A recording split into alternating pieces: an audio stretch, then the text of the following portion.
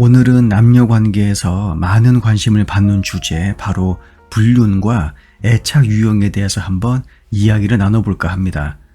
오늘 영상에서는 남녀의 애착 스타일이 어떻게 불륜 가능성을 높이거나 낮추는지, 그리고 불륜이 관계 만족도에 어떤 식으로 작용하는지에 대해서 한번 이야기해 보도록 하겠습니다.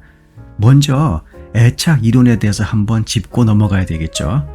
애착 이론은 우리가 어렸을 때 부모나 주 양육자와 맺은 관계가 성인이 되어서도 다른 사람과의 관계에서 중요한 역할을 한다는 이론입니다. 이 이론은 1950년대에 존 볼비에 의해 처음 제시되었죠. 이후 많은 연구자들이 이 이론을 발전시켰고, 오늘날 우리가 사용하는 애착 유형은 크게 4가지로 나눠지게 됩니다. 먼저 안정형 애착 유형의 사람들은 관계에서 자신감이 있고 상대방을 신뢰하며 건강한 의사소통을 할 수 있습니다. 그리고 회피형 애착 관계를 가지고 있는 사람들은 정서적으로 상대방과 거리를 두려워하고 깊은 관계를 맺는 것을 어려워하죠.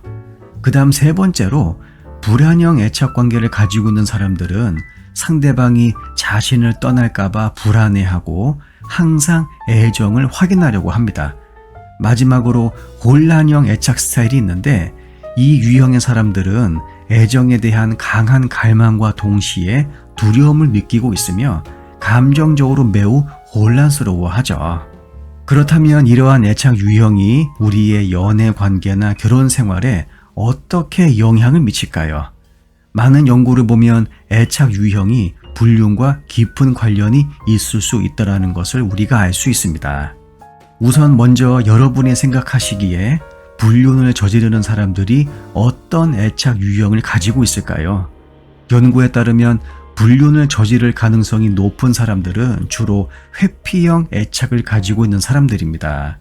회피형 애착을 가지고 있는 사람들은 정서적 연결을 피하려 하기 때문에 깊은 관계보다는 표면적이고 단기적인 관계를 선호한다고 합니다.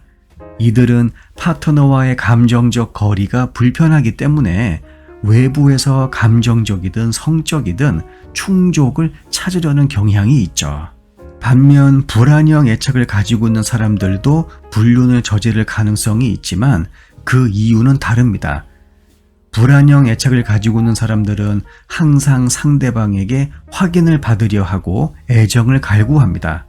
이들은 파트너가 자신을 충분히 사랑하지 않는다고 느낄 때 다른 사람에게서 그 사랑을 확인하려는 경향이 있죠. 불륜이 일종의 애정 확인이 되는 셈입니다. 그렇다면 안정형 애착을 가지고 있는 사람들은 어떨까요? 이 사람들은 일반적으로 관계에서 신뢰와 소통을 중요시하기 때문에 불륜을 저지를 가능성이 상대적으로 낮습니다. 연구에 따르면 안정형 애착을 가지고 있는 사람들은 파트너와의 관계에 만족하며 불륜을 통해 감정적이나 성적 욕구를 해결하려 하지 않습니다. 이들은 갈등 상황이 발생했을 때 이것을 해결하고자 하는 의지가 강하고, 불륜보다는 솔직한 대화를 통해서 관계를 개선하려 하죠.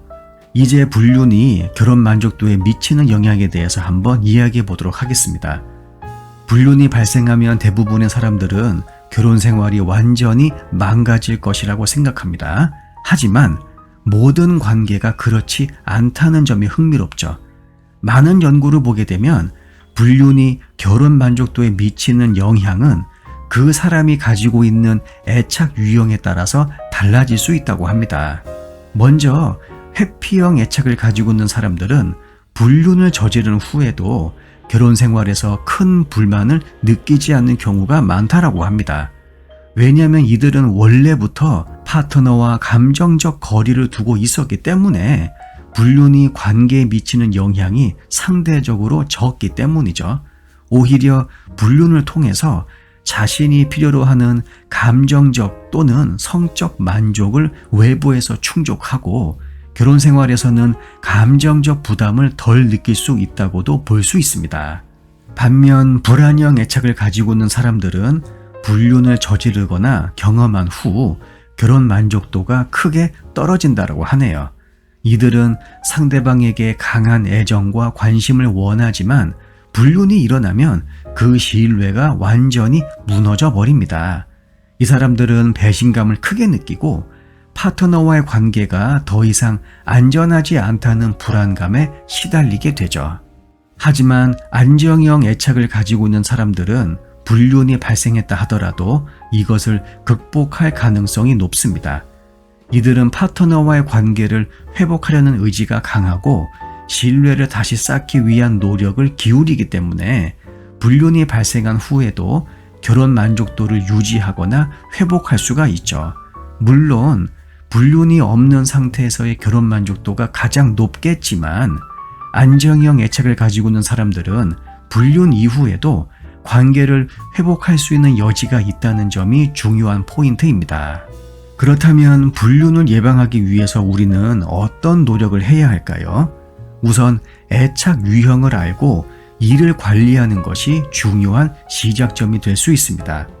먼저 회피형 애착을 가지고 있는 사람들은 자신이 왜 정서적으로 거리를 두려 하는지 그 이유를 스스로 성찰하는 것이 매우 중요합니다. 이 사람들은 종종 어렸을 때의 감정적 상처 때문에 다른 사람과 가까워지는 것을 두려워합니다. 그렇다면 그 상처를 치유하고 파트너와 더 깊은 관계를 맺을 수 있는 방법을 찾아야겠죠. 그 다음 불안형 애착을 가지고 있는 사람들은 상대방에게 지나치게 의존하지 않도록 노력할 필요가 있습니다. 파트너의 애정을 확인하려는 강한 욕구 때문에 오히려 그 관계에 부담을 줄 수 있죠. 따라서 자기 애를 키우고 자신의 감정을 스스로 안정시키는 방법을 배워야 합니다. 마지막으로 안정형 애착을 가지고 있는 사람들은 자신의 강점을 잘 활용해야 합니다. 이미 감정적으로 안정되어 있기 때문에 파트너와의 문제를 대화로 해결하려는 경향이 강하죠. 중요한 건 상대방이 어떤 애착 유형을 가지고 있는지 파악하고 그에 맞춰 대응하는 것입니다. 만약 상대방이 불안형 애착을 가지고 있다면 그들의 불안감을 줄이기 위해 더 많은 신뢰와 애정을 표현하는 것이 필요할 수도 있겠죠. 오늘 영상에서 우리는 애착 유형이 불륜과 결혼 만족도에 어떻게 영향을 미치는지 살펴봤습니다. 불륜이라는 민감한 주제를 다루면서 단순히 누가 잘못했다라는 것을 떠나서 그 이면에 깔린 심리적 요인들을 이해하는 것이 중요하죠.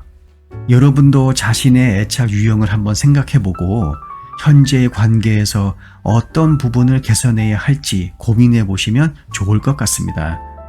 불륜을 예방하거나 극복하는 것은 단순히 외도를 하지 말자라는 말로 끝나는 것이 아니라 더 깊이 있는 심리적, 정서적 문제를 해결하는 데에서 시작된다는 점을 잊으면 안 되겠죠.